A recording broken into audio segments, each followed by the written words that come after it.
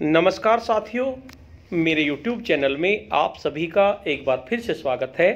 साथियों, बेसलाइन आकलन से संबंधित मैंने सुबह एक वीडियो बनाई थी जिसमें मैंने आपको बताया था कि बेसलाइन आकलन से संबंधित राज्य परियोजना निदेशक के आदेश आए हैं कि आपको 15 मार्च तक बेसलाइन आकलन कंप्लीट करना है। लेकिन अभी कुछ समय पहले मुझे पता चला कि राज्य परियोजना निदेशक के आदेश बदल गए हैं। अब बेसलाइन आकलन की डेट 25 कर दी गई है और इसके साथ साथ दिशा निर्देश भी बदल दिए गए हैं। इसलिए मुझे दोबारा ये वीडियो बनानी पड़ रही है।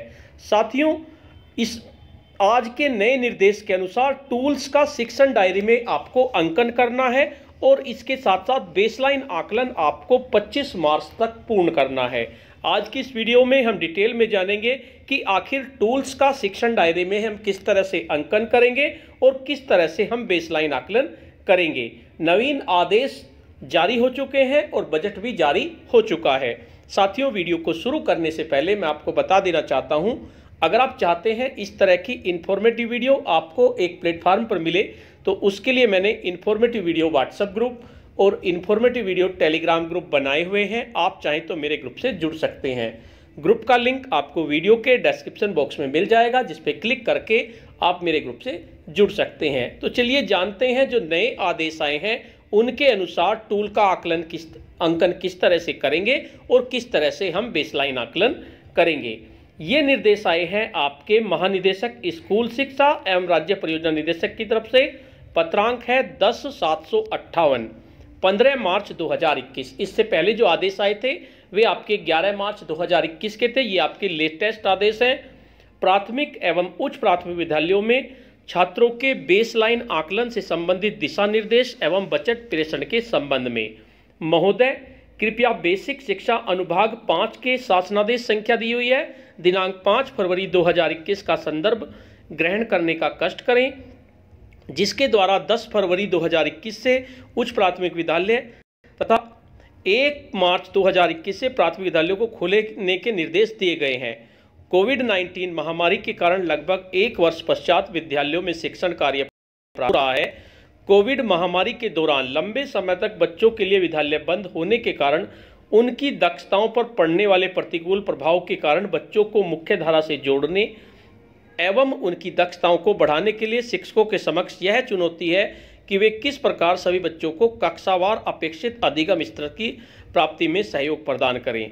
कोरोना काल में विद्यालयी स्तर पर पाठन प्रक्रिया बाधित रही, जिससे बच्चों में आए लर्निंग गैप को यथाशीघ्र दूर करना अत्यंत आवश्यक है। उक्त के संबंध में बच्चों को कक्षानुसार पाठ्यक्रम के साथ सहज करने के लिए अनेक प्रयास किए जा रहे हैं। इसके अंतर्गत शिक्षकों के प्रयोग विकसित कर उन्हें उपलब्ध कराई गई हैं तथा उक्त के संबंध में प्रशिक्षण भी प्रदान किया गया है। लर्निंग गैप को दूर करने के लिए हिंदी व गणित विषयों में समृद्ध संदर्शिकाओं का विकास किया गया है, जिसके उपयोग से बच्चों के लर्निंग गैप की पहचान कर उन्हें दूर करने व उन्हें कक्षानुरूप स्तर पर लाने का प्रयास किया जा रहा है। तदक्रम में जनपदों को विद्यालय स्तर पर फॉर्मेटिव असेसमेंट करने हेतु विद्यालय में उपलब्ध सामग्री का उपयोग करते हुए अतिरिक्त स्टेशनरी आदि हेतु बजट निम्नलिखित निर्देशों के साथ अवमुक्त किया जा रहा है। सर्वप्रथम, विद्यार्थियों के संप्राप्ति स्तर का आकलन करते हुए शिक्षण की प्रभावी रणनीति शिक्षक द्वारा तैयार की जानी है।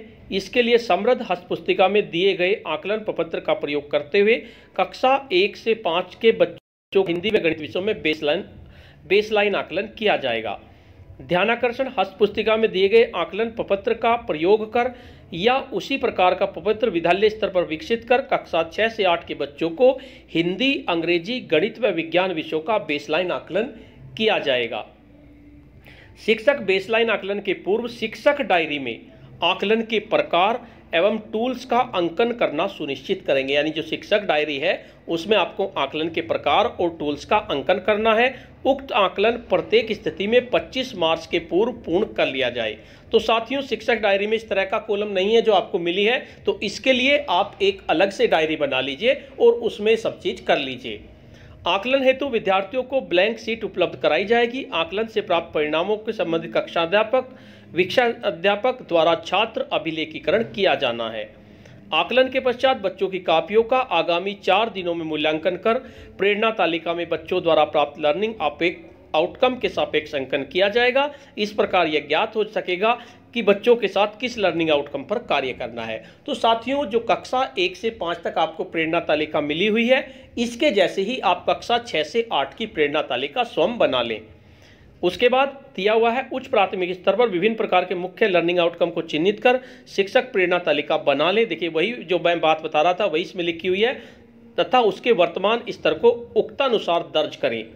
बेसलाइन आकलन की कापियां तथा समस्त रिकॉर्ड विद्यालय स्तर पर कम से कम 1 वर्ष के लिए सुरक्षित रखे जाएंगे, जिससे कि सपोर्टिव सुपरविजन के दौरान इनको संदर्भित किया जा सके।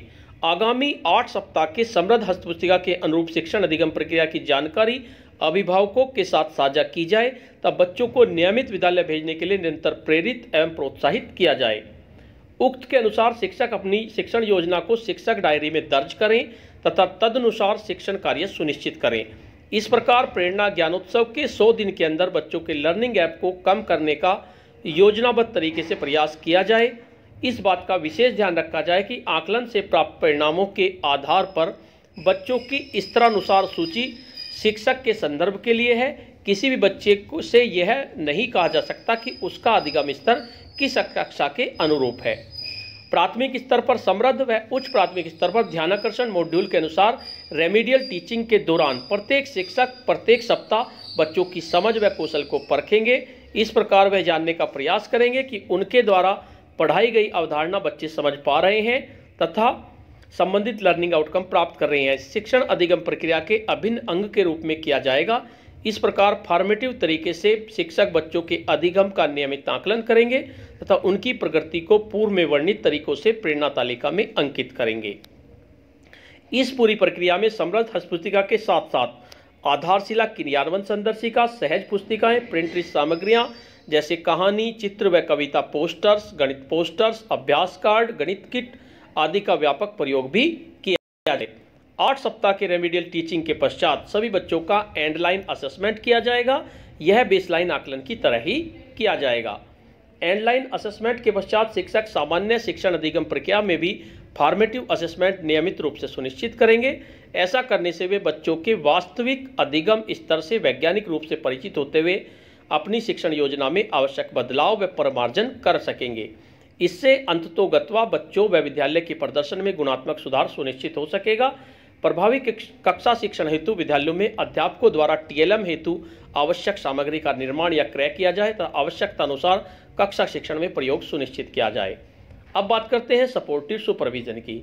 संबंधित ब्लॉक के एआरपी हिंदी, अंग्रेजी, गणित व विज्ञान द्वारा अपने विकासखंड के विद्यालयों के बेसलाइन आकलन परिणामों के आधार पर स्तरवार बच्चों की संख्या की सूची तैयार कर अपने पास रखेंगे, जिससे कि सपोर्टिव सुपरविजन के दौरान उनका उपयोग किया जा सके। यह सूची एसआरजी व डाइट मेंटर के पास भी उपलब्ध होनी चाहिए। समय समय पर होने वाले पर्यवेक्षण भ्रमण के समय संबंधित अधिकारियों द्वारा बेसलाइन आकलन के परिणामों के आधार पर अनुश्रवण व सहयोग प्रदान किया जाए। इसके लिए विद्यालय स्तर पर बेसलाइन से प्राप्त परिणामों के आधार पर बच्चों की स्तरानुसार सूची का अवश्य अवलोकन किया जाए तथा रैंडम आधार पर कुछ बच्चों के साथ वार्ता कर उनकी वास्तविक अधिगम स्थिति को जानने का प्रयास किया जाए। तदनुसार शिक्षकों को आवश्यक सहयोग व मार्गदर्शन प्रदान करते हुए निरंतर प्रोत्साहित किया जाए। अब बात करते हैं समुदाय का सहयोग। बेसलाइन आकलन से प्राप्त बच्चों के परिणामों को सारांश रूप से अभिभावक शिक्षक संघ की बैठक में प्रधानाध्यापक द्वारा साझा किया जाए।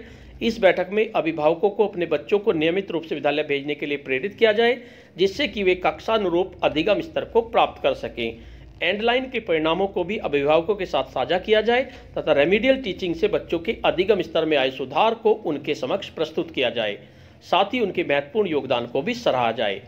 उत्कृष्ट प्रतिभा वाले छात्रों को विद्यालय प्रबंध समिति अभिभावक बैठक के सम्मुख बुलाकर सम्मानित किया जाए, जिससे कि बच्चों में स्वस्थ प्रतिस्पर्धा की भावना का विकास हो सके।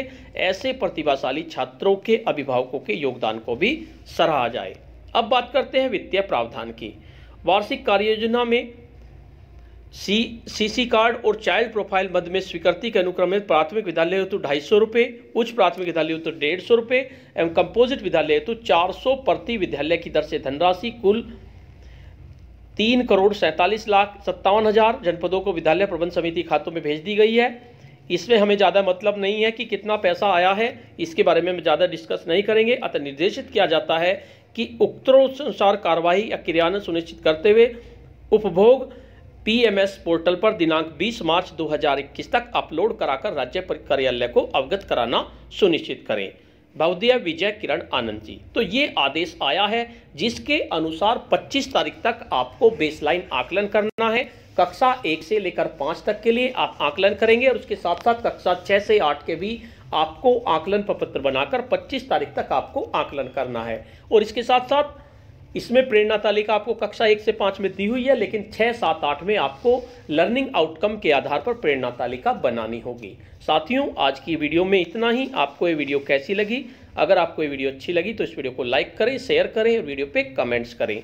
और अगर आप मेरे चैनल पर नए हैं, पहली बार मेरे चैनल को देख रहे हैं, तो चैनल को सब्सक्राइब कर लें और बेल के आइकन को प्रेस कर दें, जिससे कि आपको नेक्स्ट वीडियो का नोटिफिकेशन मिल सके। धन्यवाद।